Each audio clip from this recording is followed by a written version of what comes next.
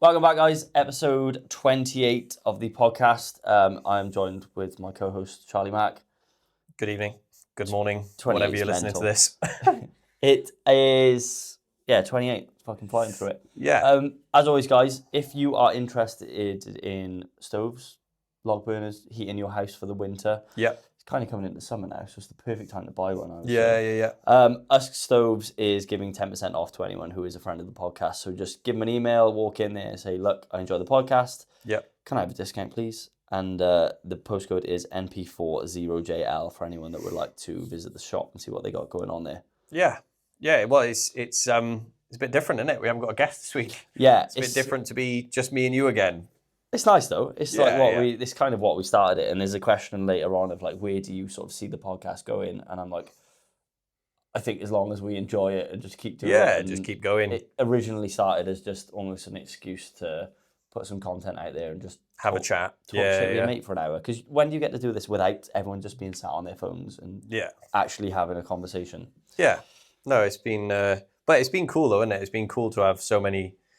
You know, we've had 3 guests on back to back to back. You know, Mike, Geordie, Liam. You know, they all offered different outlooks on different sports and different feelings. I think I said to you the other stories. Day, like the coolest thing about it for me is like you just make new friends with people that you wouldn't. You know, I never would have met Liam if it wasn't for this. Like sound. No, and it's nice to just get the feedback as well. We had a couple of nice messages from people saying, you know, the Geordie one was so good it inspired them to train, or the Mike one was really interesting from people who were looking to compete in CrossFit, and then we had a couple of the sort of strongman community from Liam's side comment on our posts and kind of shout them out, and it was it's really nice just to people you don't even know that are saying, it's a nice balance. Nice to hear it, you know. It was cool. Massively. It was really cool. But anyway, so we haven't done this in a while. So how's your life been? How's week been? Give me a little bit of a recap because you've got a couple of things going on. Yeah, I think. Well, I'm trying to think what's happened this week. I had a few clients that it sort of worked out that I had 3 people test their squat on a Monday. It wasn't like planned. I was like, everyone's maxing out on this day. It just so happened that the program's aligned. And we had a double bodyweight squat from Greg. I think Brian squatted 130, which was a massive PB after training for so long. And then Sam squatted 180. First time ever squatting 180, so we were like over the moon about that. And then he squatted 185, which obviously 185 is better than 180, but it doesn't have the same sort of ring to it. So we were both like mega buzzing for 180. Yeah. And then the 185 was like, it was there. You could see it was there, and he did it. Yeah. And we were like really happy with it, but almost not as happy as squatting 180 for the first time. Yeah. So that was a cool week. That was a really good week of training for my guys. And then training myself. So I've been, it's kind of like hit and miss with training in the sense of, and there's a lot of questions on this later with injuries. So I've got golfer's elbow, which I've had for like a year, and it's got to the point now where I have to do something about it, or I just won't be able to train at all. Yeah. So I've been squatting and deadlifting. So squatting twice a week, which is one of the programs that we're gonna put up. For the guys to see. Yeah. And then the upper body stuff is literally just the most boring isometrics, just trying to sort this out to come back from an injury and actually be able to train again. But squats are going really well. I really like these. It's the same program I did, I believe, last year, where I put 20 kilos on my front squat. So it'll be interesting to see how the back squat feels after a few weeks of this. Yeah, I think the layout of the back squat one as well is a good one for anyone to do. So the layout that you've got is it's a tough one. It's fucking hard. You know, I'm not saying it's not hard, but it's, you know, if you were pretty new to back squatting, you could follow it and do well. If you were really, really like a strong back squatter, you could do it and also do really well. It's a nice program for all abilities, let's say. Yeah, and I like the fact that it's literally, so for anyone listening to this, I'm squatting twice a week, and you can almost like bolster it onto a program. Or if you're doing CrossFit and you're squatting in the class, swap your squats out for these, and there's no accessory work. It is just, obviously you can do accessory work. It is just 2 squat sessions a week, and I think the most intense week volume wise in terms of sets is 10 sets. So there's like 5 sets in session 1, 5 sets in session 2. Yeah. But like you said, if it is really hard. It is really hard training, which does lead to better results. I would say.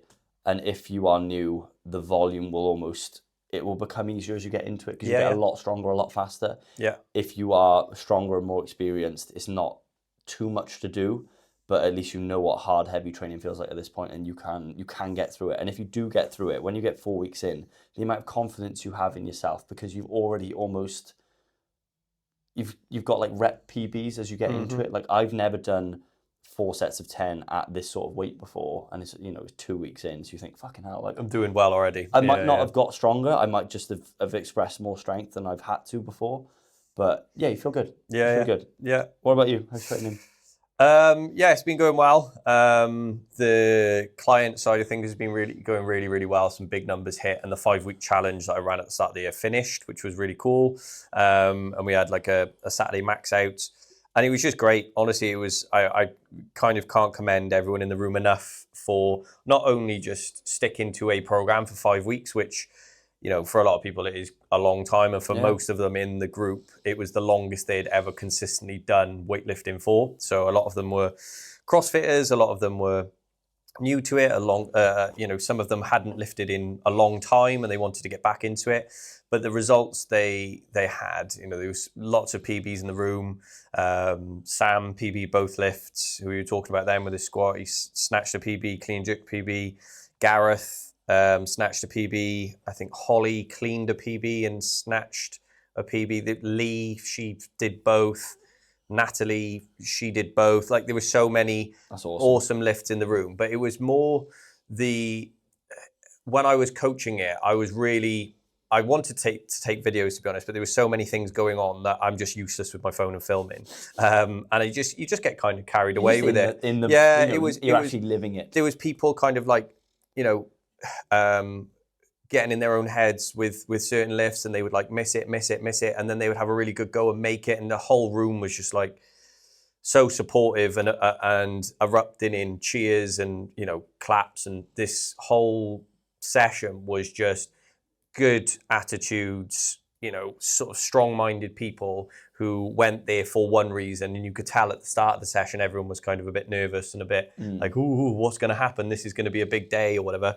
And by the end of it, they were all kind of walking away and going, they loved it. This was amazing. And it was lots of people didn't actually know each other, so it was cool. It was lots of people in the room that didn't necessarily know each other personally, but it was so fast that it was very much a case of you would cheer for him, you would cheer for her, and then it was your turn, you would go. And it just felt like, if I said to them afterwards, it was one of the better atmospheres I've been in to watch, and it made me want to go and lift with them. Yeah. Like I wanted to be a part of it in a respect of, I loved coaching it, but if you had put me in that environment of lifting, I would have loved it because it was just so supportive. So that was really good.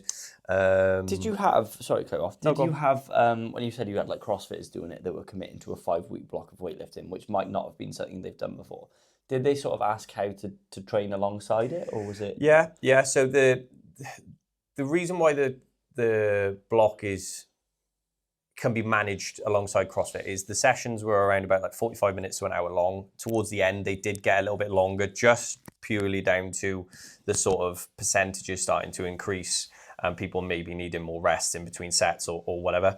But it was more at the start of the program, I kind of laid out a rough layout of, right, this is where I would suggest to do it. So I would try and have a rest day in between weightlifting sessions, but if you can't, then this is kind of how I would lay it out. And I gave them a kind of blueprint of things not to do or things to do, and kind of said to everyone, especially before that max out day, I was like, look, please, for the love of God, just rest before that day. So the way the last week worked was the Monday was a pretty heavy session, and then as the week went on, it kind of tapered off. And then I kind of said, look, eat, sleep, recover, rest, have a couple of days, and then come in on the Saturday, give it everything, and then whatever happens, at least then you're on a fresh body to do it, rather than kind of turning up to the session and going, I've just done Murph like the day before, and I can't move my arms, and now you're expecting me to snatch something massive or clean and jerk something massive. But that was good. Training. Sam messaged me something similar, and I think it was a screenshot of you saying, please have a day off beforehand. Yeah. And I was like, please have a day off beforehand. It's you just need it, and they all, again, I loved it, and it was great to have them for the 5 weeks, and I think a few of them want to carry on with weightlifting and see more from it, and want to, some of them want to maybe compete in the future, which is cracking, or they just want to get better at it for CrossFit or future events, which is awesome. My own training, it's been all right. It's been good. I can't complain. I've changed a few things around.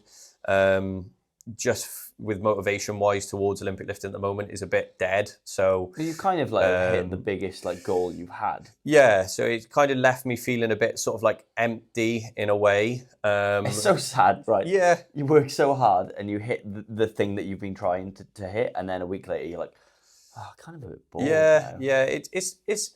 I've got a bad neck again, and it's not really good. I've trapped a nerve, which is fucking my hand up. But it's kind of opened my eyes a little bit to what my limitations are in.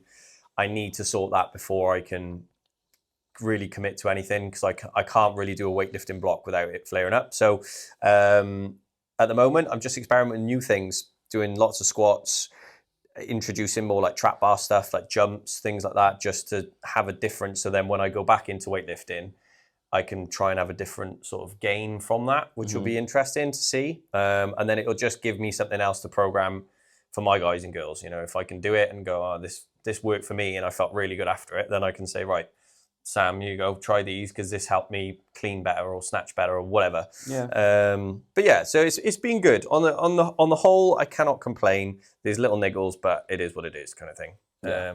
But yeah, so I think in this pod, because we've usually had a guest on, we've had millions of questions for that guest. We're going to go back old school. We're going to go back to the way we used to do it, and we'll just run off sort of like current affairs that are going on in the world of sport. We'll go through some questions from sort of questions from listeners and followers, because we've got plenty of them. So I was going to say, do you want to start with those first? We just get through them, and then we've got a few topics. Yeah, can do. I think go some for of it. them overlap. Yeah, go for it. The first one, which is obviously very much about us, of Pewee. Where do you see the pod by the end of 26? Because the journey so far is epic. Thank you very much, Pewee. Where do I see it? I'm not really looking that far ahead, if I'm honest. I don't know about you. I'm kind of looking at it as I really enjoy doing it. I really enjoy sort of the process of learning more about it, and also the thought behind getting more guests on, just having different guests. For all of you that haven't worked out, the S&C hour actually means the Sam and Charlie hour, not the strength and conditioning hour, but it is a play on words. So Nick, you took a long time to figure that one out. So we might not have just purely like strength and conditioning athletes or coaches on the pod. Yeah. We could eventually have someone who's just interesting that we kind of like and just go. Someone who's into fucking darts. Yeah, just have someone who's done something who we find interesting, and we can have a good chat to. Someone said the other day about, maybe don't talk about this so much on the pod. Maybe talk about this, or they obviously just like weren't into WWE. And I thought, as long as I'm interested in this, and as long as Charlie's interested in this, that's kind of all it needs to be for us. Obviously there wants to be a theme, and we're both massively into like lifting weights in some capacity, or strength and conditioning. Yeah. So if we can keep it on that vein, brilliant. But if it's interesting to us, it's probably interesting to someone else. Yeah. But this, we could have someone on who's really, really into lifting weights, but something we're just not interested in. Yeah. And it's not going to be a fun thing for me. It's not going to be fun for you. It's not going to be a fun listen for people if you can tell we're not into this. Yeah. But as far as like where the pod wants to go, it would be cool to get paid to talk shit with your mate. Yeah, that would be cool. That would be cool. That is the end That'd goal. Be interesting. But yeah, so just keep doing what we're doing at the minute. Just grow it, make it, more sort of viewable on different platforms. And yeah, just enjoy talking to people, like the stories and stuff like that we've had so far from the guests that we've had right from the beginning, right from Pewee and Brandon all the way through up until, Liam being the last one, I think has really opened my eyes to a lot of different things in the coaching world and being an athlete. And also, from you listeners, we've had plenty of people say that, for example, from the Geordie one, we've had a few people say, it's lit a fire in them that they really want to go and train again. They want to do that. And then, the Liam one and the Mike Catris, we've had people message saying they were really interested in the difference between Olympic lifting and strongman, or get that mentality towards getting to the CrossFit game. You know, there's plenty of things that people have messaged us about, and it's just nice that people are listening. To be honest, it's just nice. It's mental that people actually listen to this and message about it, but it's just cool to meet new people. You know, you end up becoming friends with these people. But Yeah, I think the main thing is, as long as we get guests on that are interesting, that we want to hear off, that's all this was ever going to be. yeah. So goals for 2026, we do not know. We're just going to keep doing this and Run it up. yeah. What is the best way to deal with a drop in motivation after an injury, minor or major?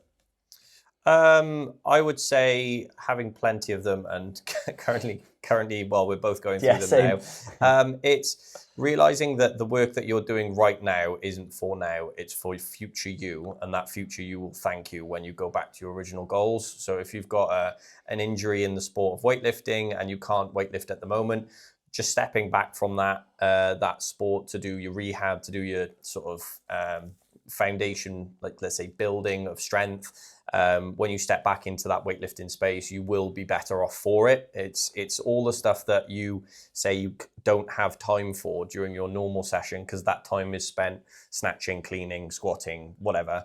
You have all of that time now to do all of the rehab and all of the sort of building of your body that it needs, and your body will thank you. It's not the most exciting. It's boring. It's slow. Yeah. It's hard. It's graft.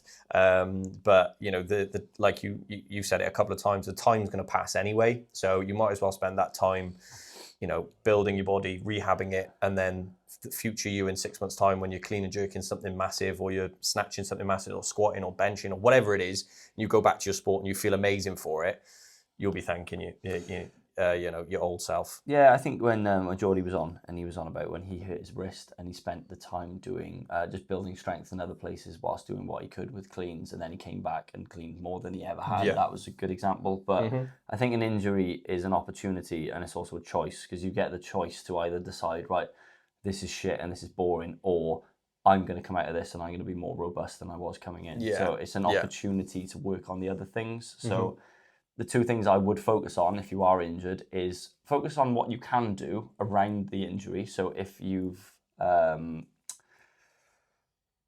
your leg, I'm injured, this sucks, you're going to have a really strong upper body by the time that your leg gets back to being healthy. And if you have got, let's say you've got, similar to me, so like a tendon injury, and then you can work on isometrics, which are really good for strengthening tendons. You can make the goal to have the strongest joint in a 90-degree angle, or so that when you do get back to training, you've got the confidence knowing that I've never done this before. I've put so much time into making this joint stronger than it's ever been, that I'm going to be even better when I come back, because I'm going to be healthier, I'm going to be more robust, and I've put the hours in. Yeah, so 100%. And an injury is just an opportunity to get better. Yeah. And they're all going to happen. It's going to happen at some point. You're going to get ill. You're going to get injured. If you train for long enough, you're going to have multiple injuries in multiple different areas. And you'll learn from it. You'll learn that feeling that you pushed through before, you cannot push through again because it led to an injury. I think it was maybe Liam said that there's definitely injuries that you can sort of suck up and just work through and, kind of just, grind your way through, and it'll kind of leave you. But there's also injuries where they will flare up, and you've got that choice of, right, do I sit out and rest, or do I just try and push through it? And a lot of the time, if you try and push through it, then the injury occurs.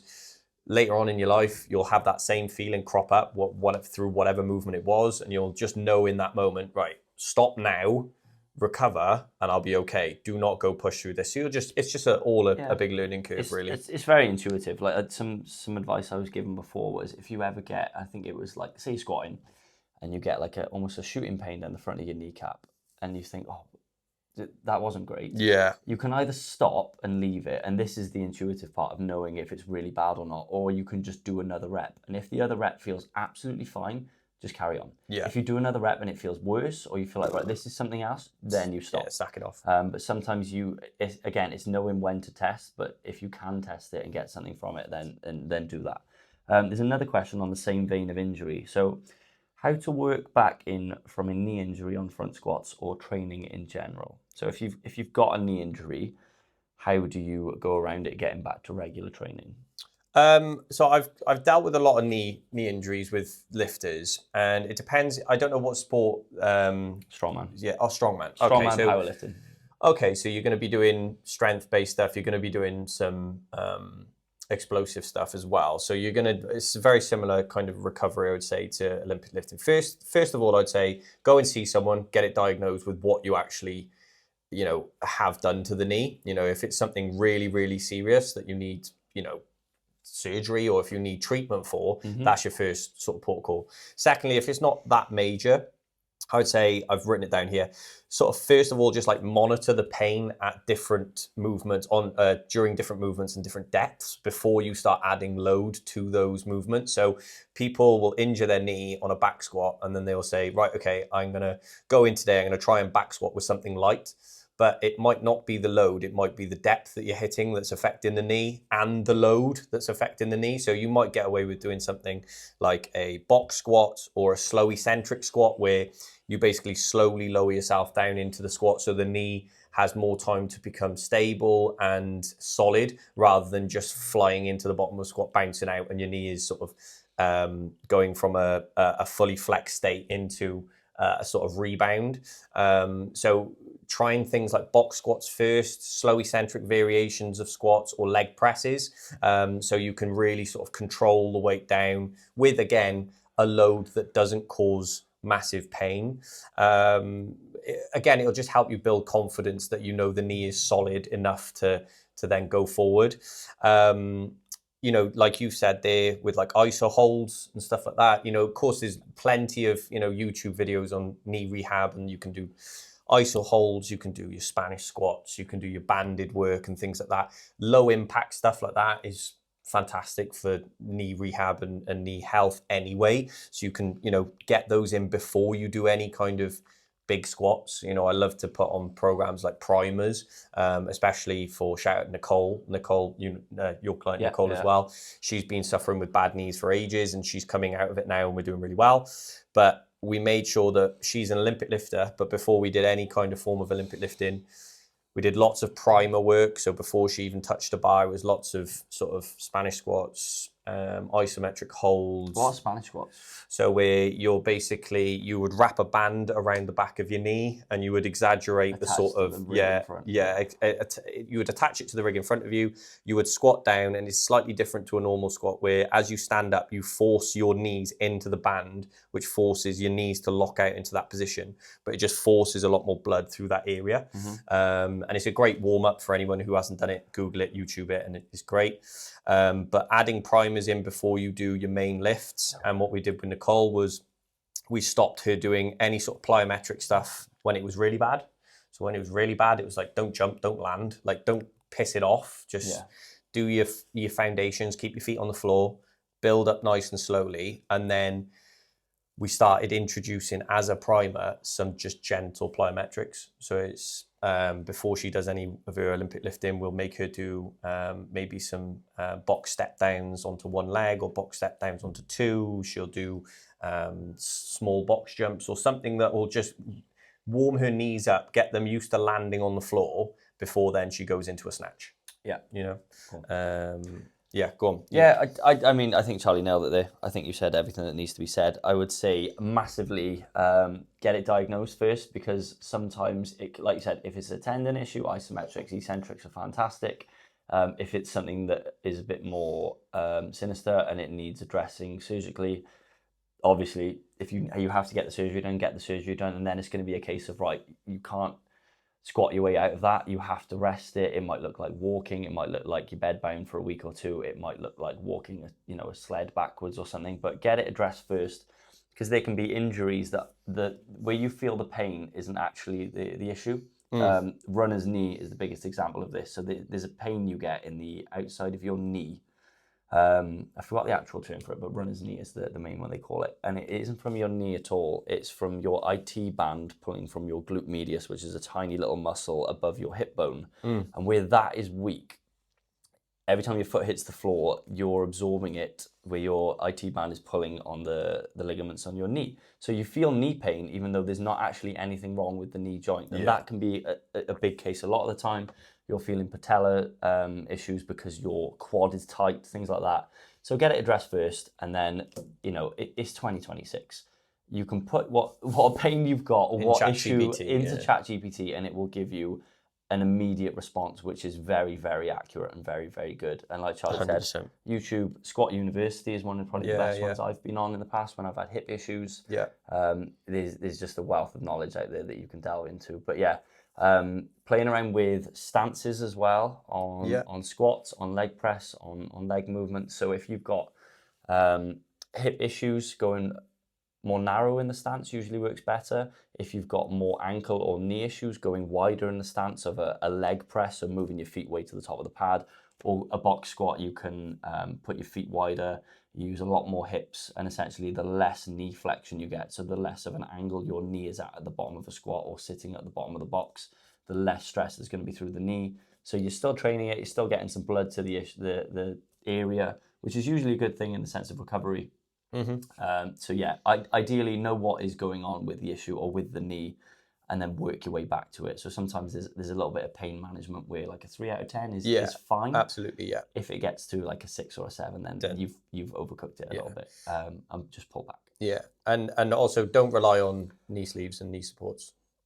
Just don't. Like the whole thing around knee supports, I would say, like if you're needing a knee support for day-to-day life just to move, you need to go and see someone. Like it shouldn't be that bad. And if you are using a knee support in day-to-day life, when you get to the gym in a safe environment where you're not going to necessarily be on uneven ground or lose your footing or fall or do anything like that, take it off. So when you're doing your rehab, take the knee support off. I've got plenty of clients at the moment who are, let's say, older clients who are much better off now, balance-wise, physically, shape-wise, without the knee brace than they were when they had the knee brace. The knee brace is great for your day-to-day kind of stuff, but you shouldn't rely on it 24/7. At some point, it has to come off. At some point, you have to work the knee to strengthen it. You can't just rely on your SBD knee sleeve to fucking save your life, If you wear it when you're squatting, fine. If you have to wear it to walk down the stairs, then there's something bigger at play here. I think that answers that one quite well. Pineapple on pizza, yes or no? No. What? Right, I got a better question for you then, because to be honest, I'm not asked. Keds and Cobes love Keds and Cobes. My girlfriend and her son love pineapple on pizza. I'm not that asked. Like people are like, oh. It is what it is. Yeah, I'm not that bothered. Do you know my favorite thing? I fucking forgot the name of it. I want to say it's anchovies. The little fish. Oh my god! I went to Italy one time, and it was like whatever the Italian word was, anchovies. I would go through the entire menu, look for that, and just do the British thing of pointing. Lots of them. That mate. Yeah. After High Rocks, what do you think is going to be the next craze? Can I answer this first? Yeah, you go for it. Go for it. A different answer to this. Yeah. So I saw something the other day that explained about why High Rocks is really appealing and why it might run into some issues in the future. Is that it is still relatively new. I know it's been out a little while now, but the majority of people who are really paying the money to go to High Rocks are people who are really, really into it. Or so like the Lawrence Stockleys, the athletes that are doing really, really well. Obviously, I see the appeal there because they're really, really good at it. Yeah. So they're going to continuously do it. But the amount of people who did a High Rocks for the first time, so everyone wants to do a High Rocks, everyone wants to do a marathon, but then the percentage of those people who would then do a second High Rocks or a second marathon is drastically lower. Oh, is it? So once you get the initial, first timers out the way, it drops off. And I know that there's fucking 8 billion people in the world or whatever, but not everyone is going to do their first High Rocks. So once everyone has got that out of the way, apparently there's going to be a little bit of a drop off there. But I think it's probably here to stay for a while. It depends, I suppose, with the High Rocks type of thing. It depends on how they freshen it up. So if they continuously use the same format over and over again, then at some point it will get a bit stale and it will get to a point where you just can't get it any quicker than what the athletes or the elite 15 or the Lauren Stockneys of the world, at some point they will just get to a stage where it'll be you're taking tenths of seconds off, like the 100-meter sprint kind of thing. Yeah.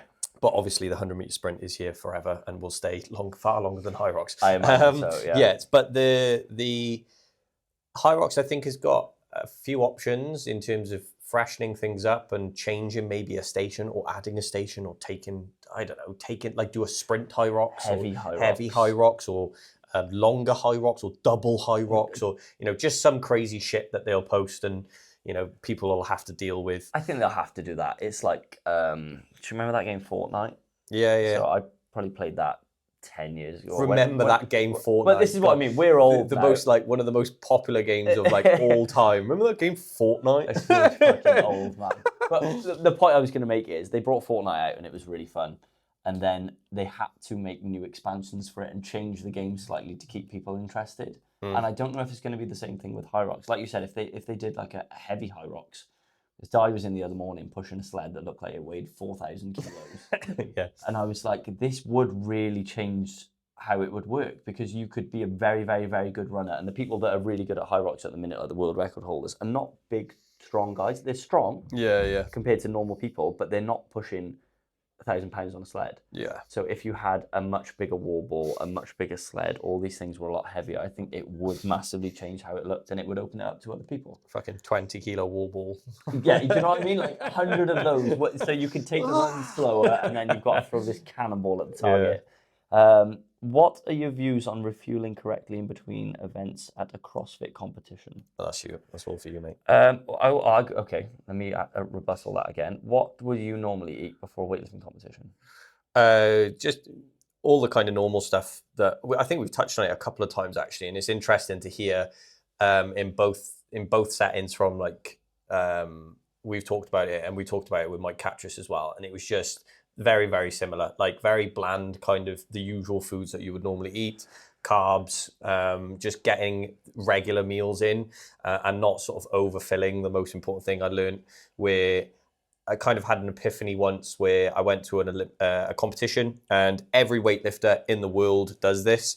I say in the world, in UK does this. They turn up and they've got 4 Tupperwares full of meals and cookies and crisps and drinks and fucking it's like they've spent about 80 quid on their Tesco shop, and you turn up and you eat about 4 gummy bears, half a bowl of pasta, and then you end up taking home with you the rest of the shit that you should have ate, and scraping it into the bin. Yeah, and it's I had that epiphany where I was like, look, if I can go and do a training session of 3 meals or 2 meals, or even sometimes 1 meal, because I'm, couldn't get it in or whatever, 1 meal, go there and train and lift well. Why am I suddenly now spending 30 quid on flapjacks and squares bars and fucking, Haribos to then try and force feed myself these before I compete, when I don't do that? I don't rush to Tesco's on a Friday and just jam my face full of 40 squares bars. Yeah. I would probably turn up after having food at 12 o'clock, and I'm training at 4,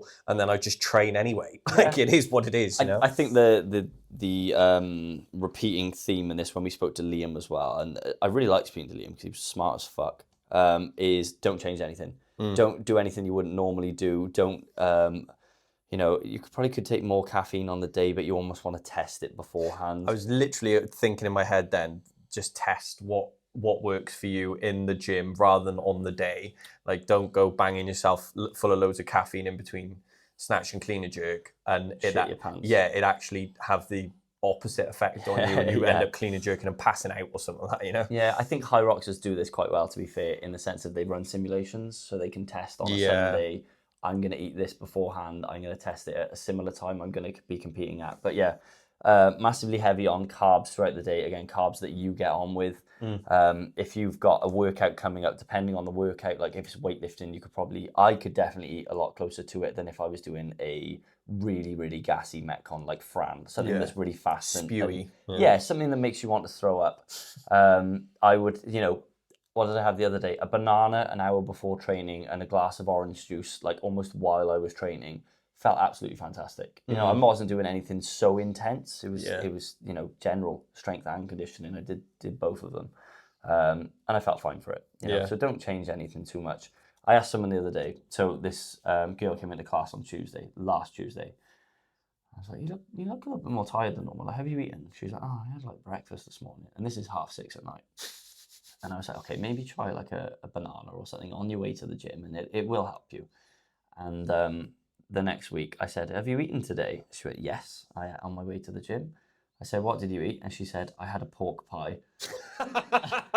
Class. And I was like, it is better than nothing, but it's also probably not what you want to eat. So to answer your question, definitely not a pork pie, or the worst fucking thing you could eat before training would be like a cooked dinner. So not a lot of fats. You want to have high carbs that are in and out, and then you just get some protein in. That's amazing. Pork pie. Pork pie. What a pre-workout snack that is. I haven't had a pork pie. I've done it before. You know, when you're like desperately trying to grab things to eat before training, you're like, I have to just get something in me. And you end up with like a Greg's meal, and you're like, what the fuck am I doing? I'm eating a steak bake and a bean and cheese melt, and it's just the last thing you want to eat before training.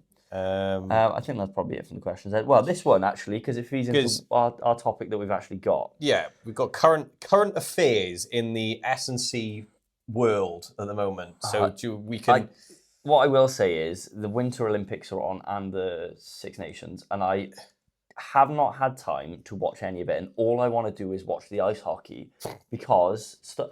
Do you know about this? So not a fan of ice hockey at all. So fill me in. Oh, no, I just haven't watched it.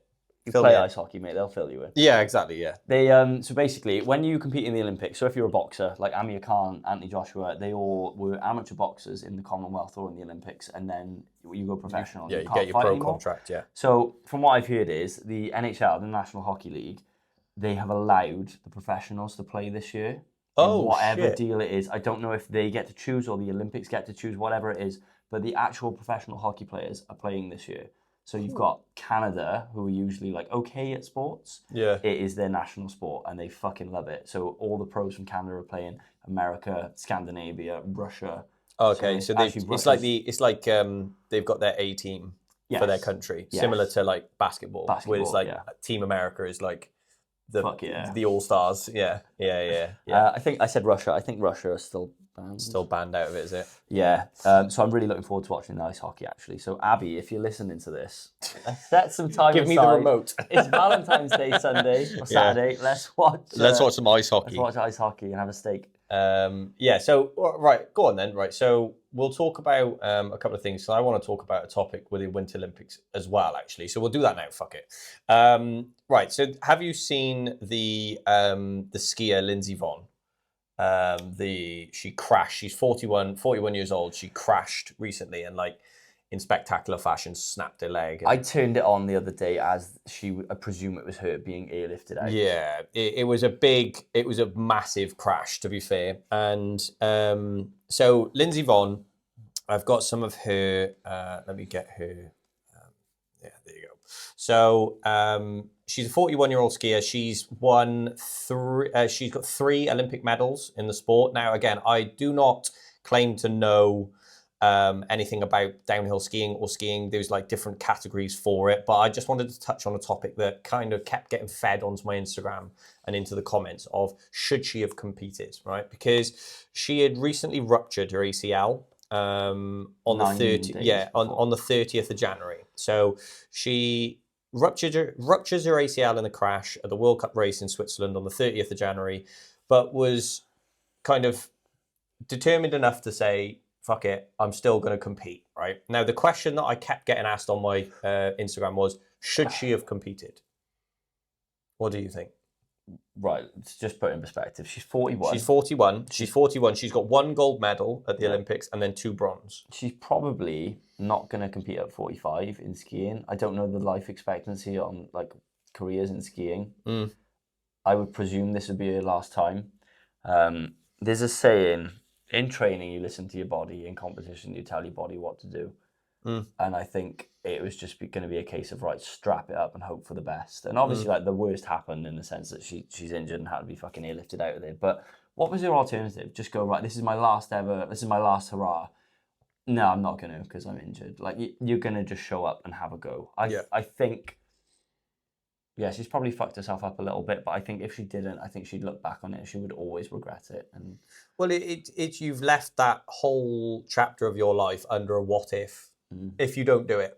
If she does it, like in hindsight, like apparently in her career, I was reading up about her, and she's very much a role model in the sport and role model for women in women's sports for sort of like grit, determination, coming back from injuries, being an older woman in the sport and still obviously challenging for medals and, you know, still going to Olympics and stuff like that. So like in that respect, she has been there, done it for countless years. She's 41 years old. She's got the opportunity now to almost seal her career with a possible medal at another Olympics, which would be fucking outstanding. And you know, she ruptures her ACL on the 9 days before or whatever it was, and you know you have to look at it as in, imagine if she had made it down, and imagine if she had done well and got a medal. No, everyone would be saying, "Oh, amazing! Like that's an amazing story, Lindsey. Like I can't believe you've done it. Amazing! This is incredible." But everyone in the comments, it's really easy to say now that she's crashed and snapped her leg. Everyone was like, she should never have done it. She was like not in the position to do it. She's like ruined herself. She's done this and that. And he's like, yeah, she's ruined herself now. Yeah, she has. Of course she has. She snapped her leg. She's wrecked her on the same leg that she'd done the ACL in. So she smashed herself to bits. But she's finished her career on her terms, saying, I'm gonna give it a go, rather than leaving it going, oh, imagine if I had done it, and imagine if I had gone down there, and imagine if I had won it. Like, she's thankfully in a stable condition now, and she's okay. Well, I say she's okay. She's got a fucking snapped leg, but you know she'll recover. Be all right, you know, she's not on death's door. She will recover. Luckily, it was a big crash, but luckily she'll recover. But hindsight's 2020 for everyone in the comments. Like, if you were asked the same question beforehand, like, would their answer have been the same? Maybe, but you know, it might have gone, like you said, really well. She might have got a medal. Well, she's a proven winner. She's won countless events in her sport. She's won Olympic medals, so she's clearly at the top of the sport. It's not like, you know, she's going into the, well, even then, like if I say she hadn't won any Olympic medals, but it was her last time at an Olympics, I would have still said, fucking do it. Like if you're, you know, punted to finish 15th, but you've done your ACL and you're going into this uncertain, if you feel that you can do it, do it. Like, but just deal with the consequences. One thing that really pissed me off reading it today, was people then saying, because of her crash, because it took her so long to get her off the mountain, the sun started melting the snow and people then couldn't go down as quickly, and it clearly shook people up because someone else crashed and also has to get airlifted off the mountain. And it's like, shut up. Like, it wouldn't have mattered if that had been someone else, not Lindsey Vonn. Like, if they crash, if it takes them half an hour to get them off the mountain, it doesn't matter. Like, it doesn't matter. Just because she's done her ACL in the fucking 9 days before is this big thing of, oh, she should never have done it. She's cost other people their time. It's like, fuck off. I think people who are making these comments and it's just not idiotic. At the Olympics. It's just stupid. And you know, if she can't help that she was in that order of people to go out. Like, if she was the last one out and she crashed, no one would have said a word. If she was the first one out and crashed, it doesn't matter. Like, just because she may be in the middle of the pack, then yeah, that was just fucking stupid. But in my eyes, I say more power to you. Hopefully you recover well. You'll never hear this. But, you know, hopefully she recovers well. Hopefully she comes back to skiing or goes back to whatever she's doing. But I think fucking fair play to her. Yeah, I think she did the right thing. And look, obviously, you know, again, hindsight's 2020, and looking back on it, you could have gone, oh, you shouldn't have done it. But in the moment, yeah, I would have liked to think I would have done the same thing. 100%. Another Olympics mention, Lasha has returned. So because I got some people who listen to the podcast and they haven't got a clue about weightlifting. Lasha is probably the strongest man on the planet. He's recorded the heaviest total ever. So he's 3-time Olympic gold medalist. He's won everything that he's ever done, and he's considered as now the top of the top. The top of the tree. Like when you consider the names in the biggest names in the sport, even from back in the day with the Bulgarians, Lasha is one of the first ones where there was this thing where he's actually stepping into numbers that people have never done. You know what I mean? So that, to give an idea of how strong this guy is, he's that strong. It's similar to the Hafthor of deadlifting 510. Yeah. Well, Lasha has clean and jerk 270 in training. He's got a 492 kilo total, which is a 225 kilo snatch and a 267 kilo clean and jerk in competition. And he's, arguably one of the most dominant. He's a 6'7", 170 kilo man. Yeah, he's one of the most dominant athletes in the sport, and he took a long time off. He injured himself, which people were shocked by his performance at the last Olympics, because he only won by 3 kilos. But he came into that pretty banged up, like pretty injured. Did he have time off through injury? Because he was 9 months as well, wasn't he? 9 months. He got popped when he was a kid, when he was younger. But he took 9 months off for this quad injury to heal, and to say that he won the Olympics by 3 kilos in a bad performance for him is amazing, really, when you think of it. You're a gold medal at the Paris Olympics, won by 3 kilos, but it was extremely close compared to where his previous competitions were. It was very much he would do his next lift and he had already won, and then the last lift of the day was for a world record, or even the second lift of the day was for some world records, and often it would be the third lift he would either decline or it would be his world record attempt. So anyway, he's back, which is exciting news for the sport in general, because I think just having him back brings a big name. It brings the viewership back. It'd be like the McGregor coming back to UFC. Lasha is back. He showed a bit of training footage, and the questions are now flooding in, like how is he going to come back? What is he looking for out of it? Like, he's 32 years old now. Is he going to come back for a 4th Olympic gold? Like, is he? He's still got a bit of life in him at 32, isn't he? Yeah. So he's still again, but it all depends on whether this injury has fully healed in his quad and his hip that now allows him to go into these big numbers again. He got asked the other day, or his trainer got asked the other day, about the 500 kilo total, which is the pinnacle of. Everyone was kind of saying he was going to be the guy to break the 500 kilo total, which he's come out and said, no, we're not looking at that. We're just looking at getting him back in shape, getting him back into regularly competing. And if he can be very competitive going into LA, he wants to then go and win the gold medal at LA, and then say that he is a 4-time Olympic gold medalist, which would be phenomenal. Enormous. I think I saw something recently. There was like 5. I don't quote me on this. All you weightlifting nerds will quite happily butcher me. Know. Yeah, Liam will probably know.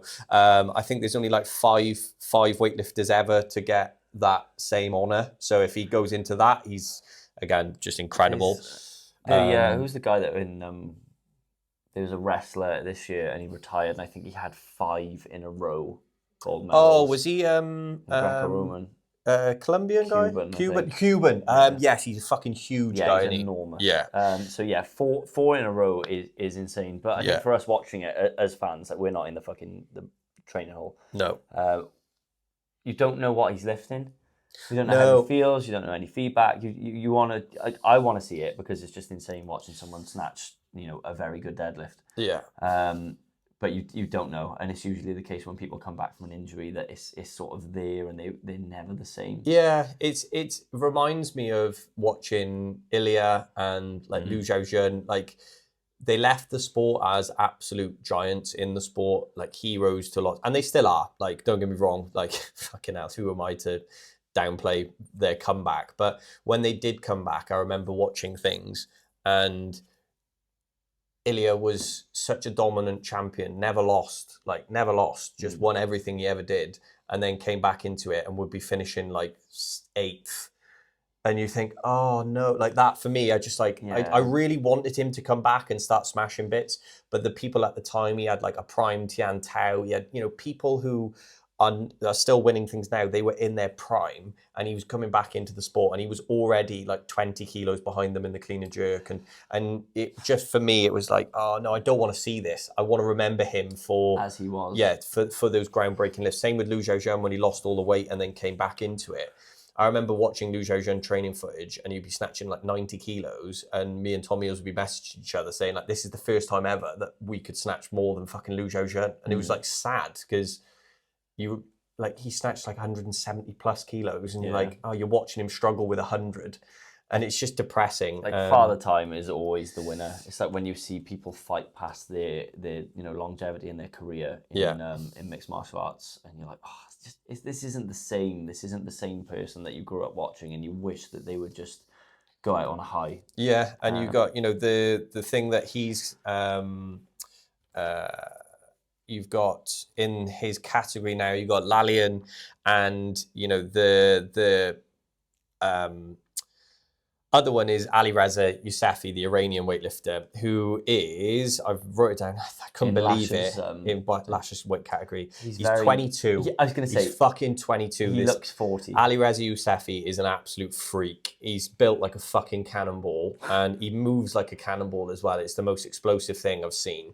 Now, going into, he's 22, he's snatched 194, and he's clean jerked 262, but he's jerked 275 from the rack. And he's posted some training footage lately. I think there was a clean jerk at 230 where he basically he cleaned it, stood it up, and went straight into the jerk. A lot of the heavyweights kind of do that. They'll use like the oscillation on the bar to help whip the bar above their heads. But the speed that he did it all in, the 230 kilos was done in less than like 6 seconds. And it was like, and now you think, right, Lash is coming in at 32 against someone at 22 who's chasing him, and the one thing that he had over Ali Reza or Yousefi is the snatch numbers just way above, but now you think, right, what is Ali Reza going to be doing by the time LA comes around? Like, is he going to be pushing? And it's exciting as fuck because you've got so many big heavyweights now that are borderline, or they're all over 210. And for a long time, 210 kilos that's a world record. Like Behadad Salimi and people like that back in the day, when you bridge that gap over the sort of 205, 210 mark, those numbers were like, this is giant, this can't be done. And then Lasha just came in and dominated and set a precedent of 215 to 225 being like the average, and you just think, oh yeah, when Lasha doesn't snatch above 220, you're like, yeah, but you're like, impressive. It's like, yeah, shut up, like that's my deadlift, like come on, like that's how you know someone's really good, when other people are comparing like how close they can get to you, rather than if they beat you or if they beat you by how much. It's, but I got within touching distance of him. Yeah. And the other thing as well with the Olympics is the new qualifications layout, of being, it's not done anymore on the biggest total gets you into the Olympics anymore. So it's not like you can just turn up at one competition, empty the tank, break all the world records and say, I've booked a ticket to the Olympics. You have to be consistently fit over 2 periods of time. So there's three competitions in the first period and 2 in the second, and they take your overall totals and overall score, they add it up in a point system, and they work out, then it's the nations, I think they get 3 males and then 3 females to go, but the voted best female and male lifter will automatically gain your country an extra slot. So you'll get an extra slot in the Olympics for your country. So like for example with Lasha, like if he came back and started winning everything and become the best lifter in the world, or whatever the total would be, then he could get another Georgian space. So the build up to this Olympics is going to be huge, because you can't just go there and throw everything at it. You've got to be almost tactical. You've got to be building a total, but then you've also got to win. Like there's so many different aspects. The consistently best lifters will get through, which seems fair. Yeah, and you're not going to have people then just not turning up to competitions because of maybe a bit of doping scandal. People kind of turning up, doing the old sign up for the competition, then pull out the day before with injury, and you go, oh yeah, all right, okay, why have you pulled out so close to the competition? But the old oh sorry, I've left my shoes on the bus, I can't compete today. That bollocks. So that'll be an interesting one, and just to see if Lasha can stay fit enough for that length of time, whilst also trying to kind of stave off the onslaught of the Lalians, the Gore, the Ali Reza, and a few others. So that's cool. That's pretty cool. We've got the enhanced games have come in with another whopper. I don't know if you want to touch on this. Yeah, so the enhanced games, obviously, everyone's allowed to take steroids, and they're advocating everyone take steroids. So you've got strongmen who are, I know we touched on this with Liam last week, but the testing process for strongman is like people don't get popped, essentially, is what I took from it. So you've got Hafthor Bjornsson, who's got the biggest deadlift of all time, and you've got Mitchell Hooper, who is, I think he was saying something along the lines of being like the strongest man ever, or something like that.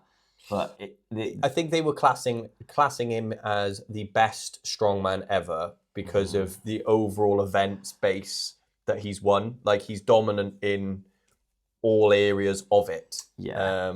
I mean, he is exceptional. He is one of the best ever. But he's won it once. That's what again. Like, who am I? He's only one world's strongest man once. It's like, shut up, child. But if he went in and he was really like, modest and stuff, I'd be like, Mitchell, who I would big him up way more. But because it's almost like an air of arrogance around it, I'm like, oh, mate, just fuck off. Well, it doesn't make sense to me that they're going into the competitions and Mitchell Hooper's been posting stuff on his Instagram being like, I'm 5-0 up against Hafthor. Have you seen that? But none of them are in a deadlift. Yeah, none of that. You haven't beaten him 5-0 in the deadlift, mate. And also, Mitchell Hooper, I think, shit out a little bit as well. Because can you remember there was the thing when Hafthor was building up to that 5-0...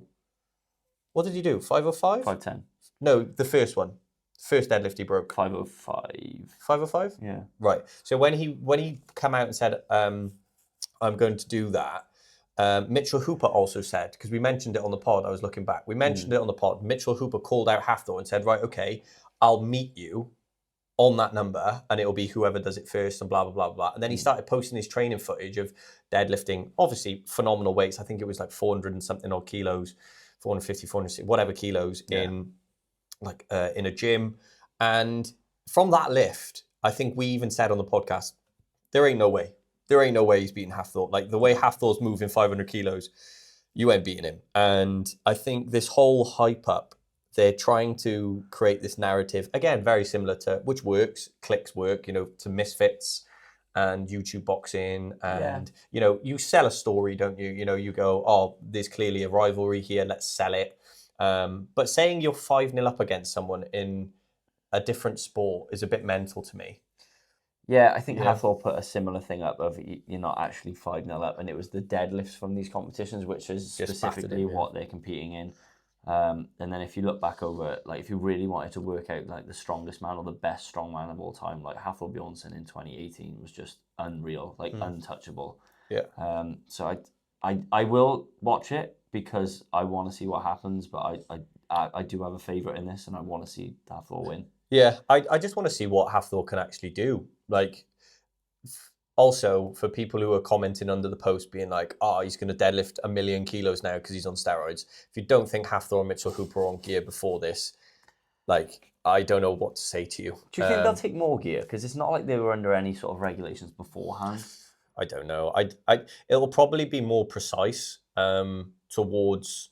because they're not doing multiple events nowadays. It's just a deadlift. So I don't know enough about gear to say, all right, take this gear for static sports, or if this gear helps with recovery better, or if this helps with aerobic fitness more. They don't have to do that now. It's just purely just fucking pick it up, put it down. But I think Hafthor looks really good. And I think you're talking about Hafthor as well.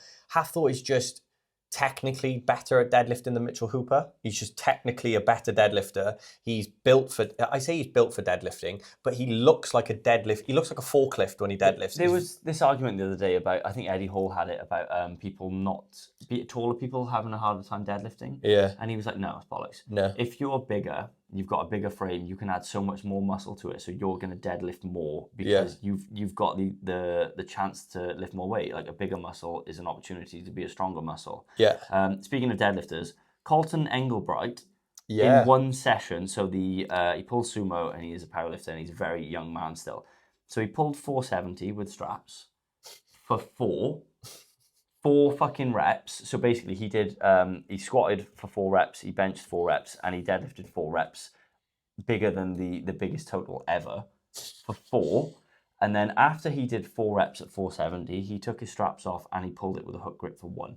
So he deadlifted 470 kilos 5 times in, one session. No, it's just, he's a freak, man. I think the numbers he's putting up, because it wasn't there a thing that, I haven't followed him recently, but I remember when we first started, you shouted him out first on the podcast, and then I kind of followed him, watched a few bits, and there was like stories of him maybe going into strongman. Yeah, I think he was looking at it, but as far as I'm aware, sumo is banned in strongman.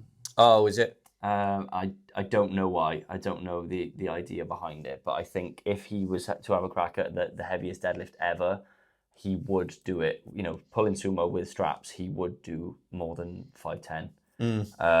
Which is insane. 120 something kilos, which is crazy because Yeah. he looks like a big guy, but when you see him training next to normal people, you go, oh fuck, he is actually enormous. Yeah. Do you want to finish on? So there's a video of a young girl that you've been sent by a few people. Yeah. Yeah. Speaking of breaking bones. Yeah. So there's a young girl, a young athlete, 12-year-old athlete. She's a very famous American athlete called Rory Van Ulft, I think her name is. I might have butchered that, but no, I'm sure it is. Rory, to put it. Rory Van. Yeah, Google it if you can. Jamie, bring that up, Jamie. Pull that shit up. This one. So, yeah. So there's she's, before we go into this, right? She's clearly an incredibly talented weightlifter. She's done lots of amazing things in the sport. She's like 6-time American champion at 12 years old. But she's been sent to us quite a few times, and I see her all the time on Instagram, and it strikes up lots of debates around the community of Olympic lifting and S&C about her training. And there's been a back squat video recently that she did. She back squatted 130 kilos, but she weighs 67 kilos. And again, she is 12 years old. We'll add this video to the Instagram so you can see what we're doing. But for everyone listening, she takes 130 kilos off the rack. She squats it to depth. She's got a belt on and she's got knee wraps so tight around her legs that her legs can't bend without the weight on her back. As she comes out of the hole, her knees touch each other, so they're sort of caving in. And then as she's making her way out, driving very slowly through, she's rotating in her upper body. Her head is up at the ceiling and she looks like she's about to cry. Yeah, basically the technique that you would explain is not of one of saying a good back squat technique. Is horrible. It doesn't look safe. And yeah, it doesn't look safe. And for someone who's 12 years old, squatting 130 kilos when she only weighs 67, the debate in the comment section was very much similar to what I was thinking. You had Olympic champions like Mohammed Yusuf even commented on it, basically saying, look, the preserving the body and building the structure is way more important than the weight is on the bar. And there's been plenty of her lifts recently that have been done to absolute maximal, where she's almost duck walked out of things, or she's putting so much pressure through one joint or one limb.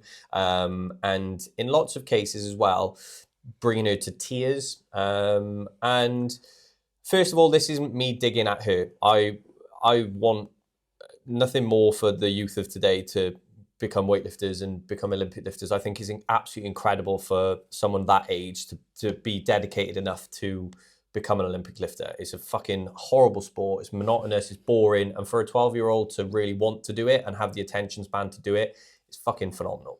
So all pros to that, right? I'm coming from the point of a coach. Now, a lot of her lifts, if I was her coach, or if I'm Sam's coach and I watched him do that 130 kilo squat at his body weight and at his age now, so being 31 years old, and I walked into the gym and I saw Sam do that squat, I would say, Sam, stop. Stop what you're doing. We need to seriously work on this. And it wouldn't be anything against Sam. It would just be a case of, Sam, that is going to fucking kill you eventually. You've got my best interest. Yeah, I would be trying to protect the athlete in the movement she is doing, or the movement he is doing in this scenario. I'd be looking at so many faults. The back squat technique she used isn't a back squat technique. You would never, ever, ever, ever say to anyone during a back squat, right, make your knees touch together, look up at the ceiling, make sure you twist through your back and rotate, and then stand up and start almost crying. And I just think in that respect, there's so many lifts that I've watched her do. And clearly, again, she's a very talented weightlifter. When she is lifting well, you look at it and you go, that is phenomenal. 12 years old and she's snatching 60 kilos. The numbers, I know, and again, as the cynic to go, oh, it's not even double body weight. Like, it's very close to double body weight for a 12-year-old girl. The numbers are fantastic. But the thing for me is, yeah, it looks very dangerous. And there's a lot that Charlie and I won't know about training when it comes to the absolute 1% and elite athletes, especially in different disciplines. So maybe not so much for you with weightlifting. But what we took away from especially Geordie's podcast and people talking about training young children, 12 years old being young, was that the GPP, so working on the basics, working on the general physical preparedness and not being massively specific, is a big thing. So when you've got a 12-year-old girl wearing wraps around her knee so tight that her legs can't bend as she walks off, that is the opposite of general physical preparedness. So when you wear wraps, presumably if she didn't have those wraps on her knee, she wouldn't be able to squat it. So she's now moving more weight than the rest of her body is almost able to handle, because the wraps are accommodating the weakness in the leg drive. So the rest of her body is under so much more stress and so much more danger, because she's now coming out of the hole in a position where she's not ready to lift that weight without all the equipment on. Yeah. You know, it's like if you had a machine that would do most of the weight for you at the top of a squat, you know, a forklift that's lifting 400 kilos and you've got to do the last inch of it. Yeah. Like, my body is not ready to unrack 400 kilos. Yeah. You know what I mean? Yeah, I think you hit the nail on the head then as well, is at 12 years old, I wouldn't be wanting my 12-year-old athlete to be wearing knee wraps. Like, you should be so supple and so sort of ready for these positions that, trained well and trained responsibly, your knees should be very healthy. Like, they shouldn't need something to hold your legs together in order to squat weight. You made such a good point there of that, you know, everyone knows knee sleeves help, and especially sleeves help, especially that tight, like she's walking off and she can barely move.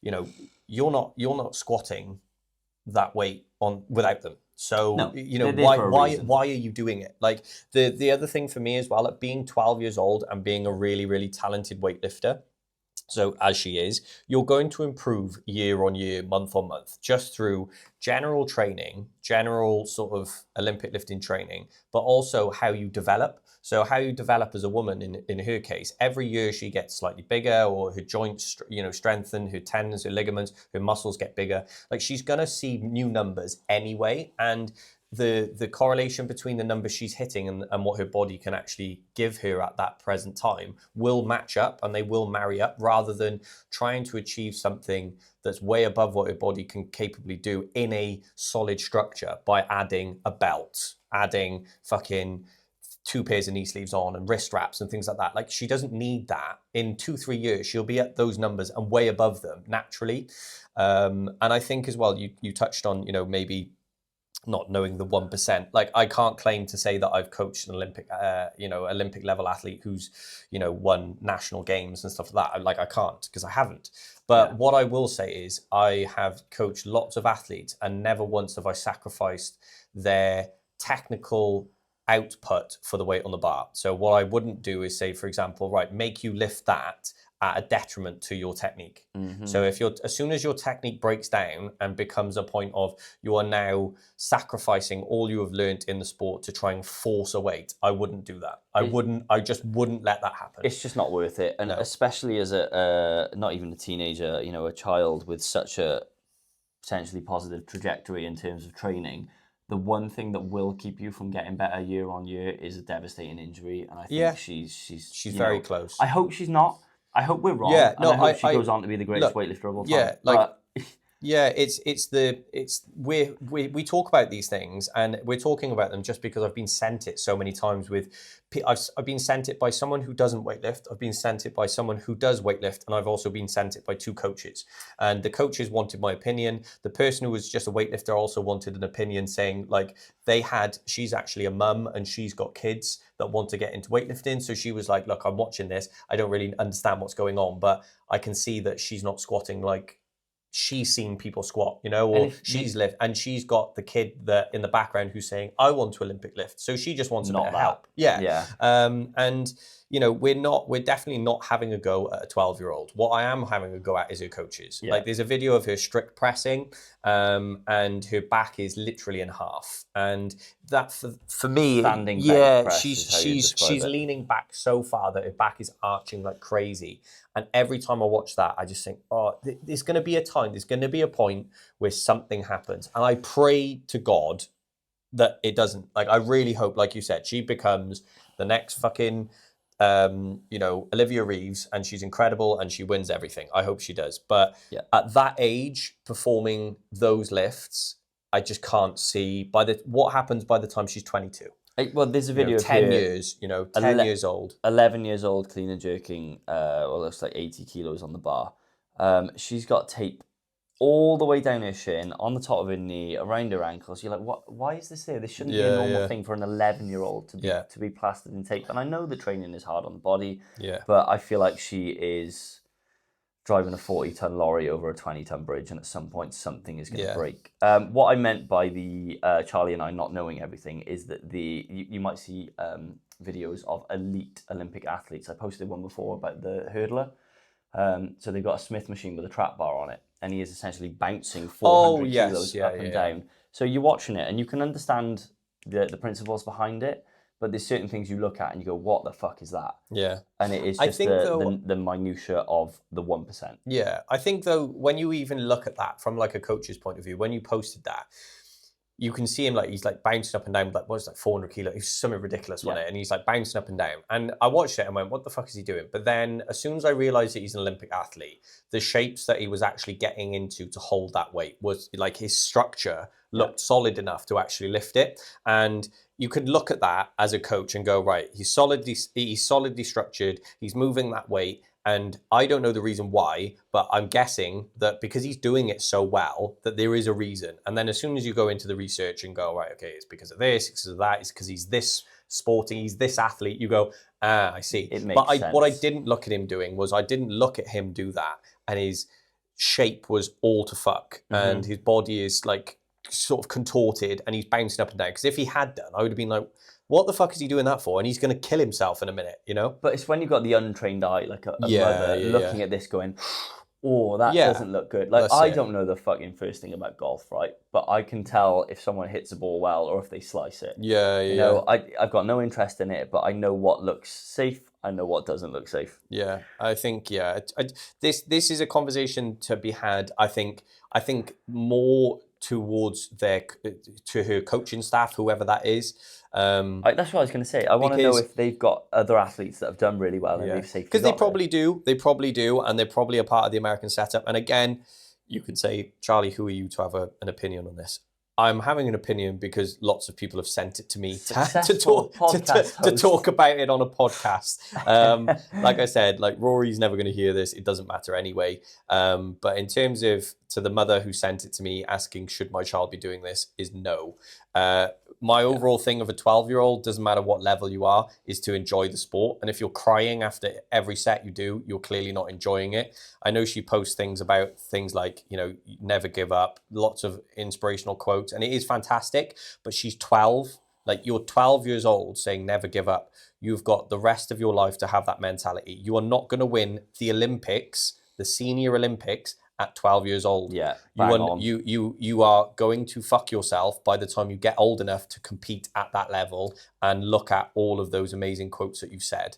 You know, my advice would be, get to that level of, I'm 22, I'm fit, I'm healthy, I'm strong, I've been weightlifting for 10 years, then start thinking, right, now these quotes come into play. I have to push to this level to become the next 1% of the 1%. So yeah, that's my piece on it anyway. But hopefully she fucking proves us all wrong and she becomes the next Olivia Reeves and she's incredible. Hopefully she doesn't break herself. But yeah, you should be safely enjoying training, and enjoying training means you are getting better, you know, month by month, but not at the detriment of seeing yourself off and, you know, in a year's time you don't actually do anything again. Because like you said, no one cares what you do at 12. They care what you do at 22, at 25, at 28. They care what you do as an adult. And the only way you're going to get there is by not having a catastrophic injury at 13 years old. I think that the other debate as well, I've been thinking about it recently after speaking to people, is you look at other 12-year-old athletes and you look at other sports, and you look at fighters, you look at, from the like Eastern Bloc, and you look at fighters who start at like Khabib wrestling bears, and like the Dagestanis, and then you look at gymnasts. You could argue wrestling a bear is more dangerous. Yeah, exactly. So than you can actually go the opposite and go, well, they did it and they become world champions. I think the difference between the Olympic lifting side of things and those sports, the shelf life of an Olympic lifter is a lot longer than a gymnast.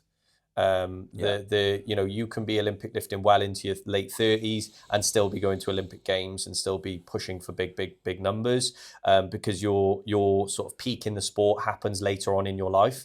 Whereas, yes, as a gymnast, between the age of 12 and 20, you're kind of in your sort of peak, let's say.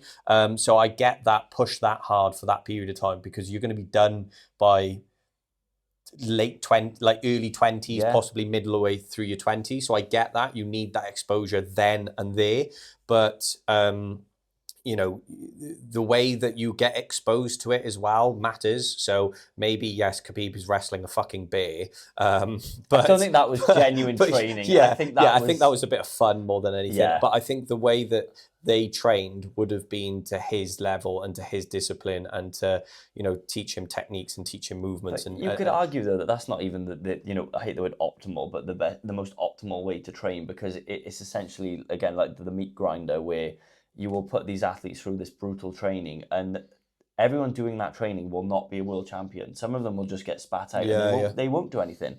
But because you only hear the stories of the Islams and the Khabibs that did make it through, you think that's the way. You think that's the way of doing it, exactly. And some people are just predisposed to being, recovering faster, working harder, things like that will see you through it.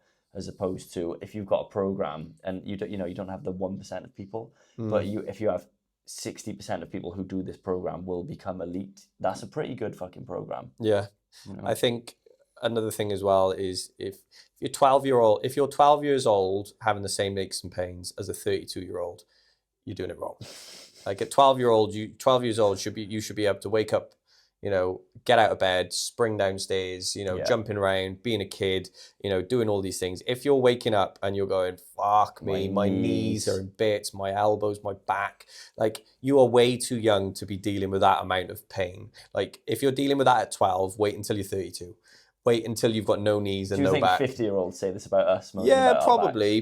But it's like that 50-year-old who's moaning about that wasn't weightlifting at 12. You know what I mean? No. So it's all respective. Right, I'm going to end on a question right then. Right, so going back onto Lasha and the Olympic lifting, do you think he's going to do it? Do you think he's going to, make it back to the Olympics? If he does, do you think he's going to win it? No. Ooh. No, I've seen too many stories of people coming back after an injury and the injury just cropping up straight again. Ooh. And you think, like, you remember Michael Owen? Yeah. Every time you're like, oh, this is it. This is the one. It was him and Wayne Rooney up front, and then he fucking got injured straight away. So I hate to be pessimistic because I'd love to see it. I'd love to see a 500 kilo total. I'd love to see him go out on a high and that sort of like cement his legacy. But I think too much has happened. What do you think? I don't think he'll ever hit the 500 kilo total. I think the crop of people, if they stay fit enough, will give him a really big challenge. The only thing that he's got on his side is he's been there and done it, and he does carry this quote unquote, for the kids, aura around him that it's very much 6'7". Well, he is 6'7", so so when he walks in a room, he commands that presence of I am the champion. It's just whether I think if Ali Reza Yousefi starts snatching above 200 kilos, game over. I think it's fucking anyone's game at 22 years old. You'll be 23, 24 when he gets there. If he's snatching above 200 kilos, then fuck. Lasha's got to be on fucking smoke. Yeah, because I imagine his clean and jerk's going to go up after watching some of the lifts he made. Oh, so he's a fucking freak.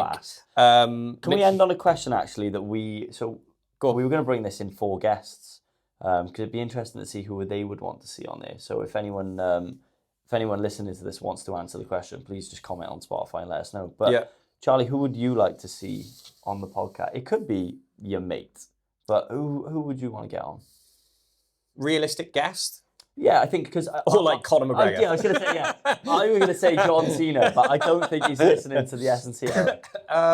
Realistically, then, I wouldn't mind having possibly another girl next, maybe like a Chloe Hood. I think she's doing some really, really fucking big things in the sport. Yeah, so she's going to be, she's in the Welsh squad, and she's extremely strong, extremely talented young lifter as well, and she's living the life of an athlete, which I think is really cool for not only women to see, just anyone to see how hard she's working and the stuff that she's actually putting in to the sport. I wouldn't mind someone like that. I wouldn't mind maybe another wrestler at some point, because we haven't had much wrestling talk, because we've been having lots of guests on, and I don't really watch any new wrestling at all, if I'm honest. But maybe a wrestler or like a martial artist. There's a few of them we've got lined up that will be interesting to talk to, but I'm very excited for them, just because I'm not a bit of a nerd with that. I just like it. I'm just interested in it. What about you? Who are you thinking of? I think the elephant in our room is like I would like to speak to Craig. Like, someone brought this up the other day Craig, because he put a country song out and it's got like 50,000 plays on Spotify. And someone was like, he's just talented at everything he does. And I'm like, he does work very hard at it, and it's he is talented in the sense that he can sing, because I don't think you can. I couldn't post a country song and get 50. I could no matter how hard I worked. They're like, fuck off, get off the stage. So Craig would be cool to speak to, like a very, very, very good weightlifter, a great CrossFitter. I think he did an Athex recently as well. That would be a cool one. But I would also like to speak to a couple of the local martial art guys. I think awesome. Cool. Yeah. Happy days. Right, I think that's us. Guys, thank you so much for listening. Episode 28, I want to say. Yeah. As always, if you are looking for a stove or a log burner, Usk Stoves at Mamailad. And then keep an eye out we're going to get a website up with training programs and such going forward. So approved by Charlie and myself. They absolutely will work. They do work. We've proven it. And hopefully they'll help out your training if you're a little bit stuck. Yeah. Happy days. Thank you.